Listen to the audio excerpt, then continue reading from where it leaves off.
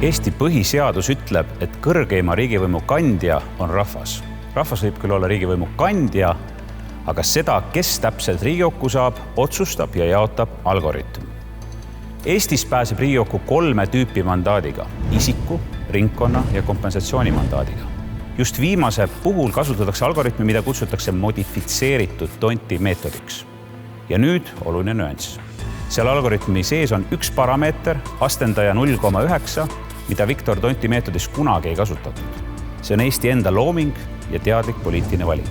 Mina ei ole politoloog, ma vaatan seda informaatiku pilguga. Meil on olemas sisendandmed, rahva tahe ja antud hääled, meil on olemas algoritm, mis otsustab häälte jagamise kohtadeks, ja meil on olemas väljundandmed, need inimesed, kes said Riigikokku.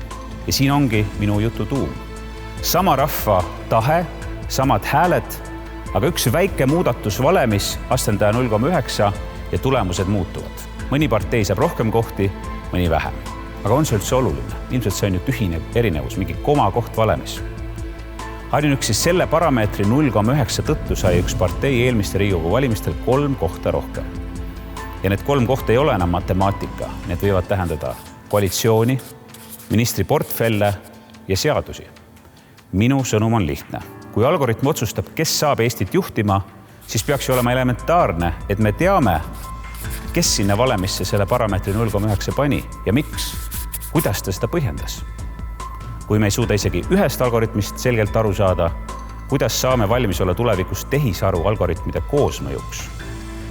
Ja nüüd kodutöö kõigile vaatajatele. Palun saatke mulle e-mailile innar.liiv@taltech.ee vastused 2 küsimusele. Kes pani Eesti valimisvalemisse astendaja 0,9 ja kuidas seda põhjendati? Esimesed 2 õige vastuse saatjat kutsun lõunale.